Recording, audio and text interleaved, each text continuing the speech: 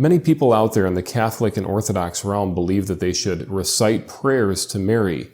And in this video, I'd like to cover some of the prayers that I would consider to be very blasphemous, that people often recite. Here's from one of the Catholic prayers that is often recited. It says, "O Mary, sweet refuge of miserable sinners, when my sin would move thy Son to punish me, thou by thy prayers wilt turn his anger from me."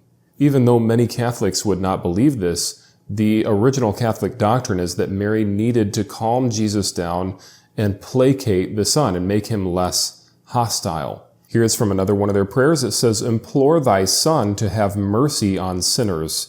Stay his justice, O compassionate Mother, and turn his anger away from us. For we have offended him grievously. Let thy prayers, O Virgin, placate his divine heart, and obtain for us grace and pardon." So in Catholic doctrine, Jesus is just furious up there in heaven. He's so hostile that he has to be calmed down by Mary. If you look up the definition of the word placate, it means to make someone less angry or hostile.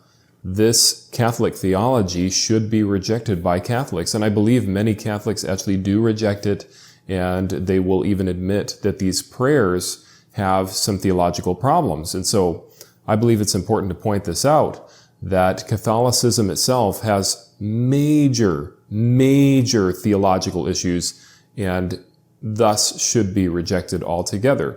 Jesus actually said in John 6:37, "All that the Father giveth me shall come to me, and him that cometh to me I will in no wise cast out." He used the wording, "him that cometh to me I will in no wise cast out." We don't need to pray to Mary to ask her to calm Jesus down or to tell Jesus to rest assured that everything's going to be okay and make him less hostile. That is not biblical. That is not scriptural whatsoever. And while Catholicism does teach, or at least they claim to believe, that they're not worshiping Mary, they're just holding her in high esteem and venerating her, praying to Mary is by definition worshiping her. It assumes that she's omnipresent and omniscient. In order to be prayed to, you'd have to be able to be in all places at all times, to be able to hear all the prayers of all of these different people, and only God has that sort of power. Jesus said in John 14:6, "I am the way, the truth, and the life. No man cometh unto the Father but by me." Catholicism is not the only religion that teaches that we should pray to Mary for forgiveness of our sins or to cleanse us. Interestingly enough, the Orthodox religion as well also teaches that we are supposed to pray to Mary. And I'd also like to cover one of their prayers and the theological issues contained within it. It states that through you forgiveness is granted to the guilty. Through you grace is conferred on the just. So people in Orthodoxy are actually asking Mary, please forgive us. Please cleanse us of our sins. Their prayers to Mary go on to state, "O you who are more beautiful than the stars, and blessed above all women, placate your Son, and cleanse all faults of the faithful." So just like in Catholicism, Orthodoxy also uses the same wording in certain of their prayers to Mary, and they ask Mary to placate Jesus. Calm him down, Mary. Please make him less furious. Hush Jesus down.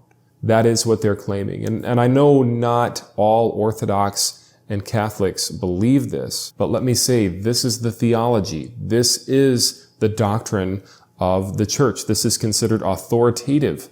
Jesus is wanting to forgive people. He's ready to forgive people. Him that cometh to me, I will in no wise cast out. That's what he said. And so he's waiting to forgive the sinner. He is not hostile. He doesn't need to be placated.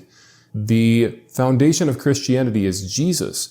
And if you're trying to get to Jesus through Mary, or Jesus through a priest, or to God through a priest, or through Mary, or through the Pope, or through a cardinal, you can't be forgiven of your sins, because Jesus stated clearly that he is the only way to be forgiven of sin. He is the only method of salvation.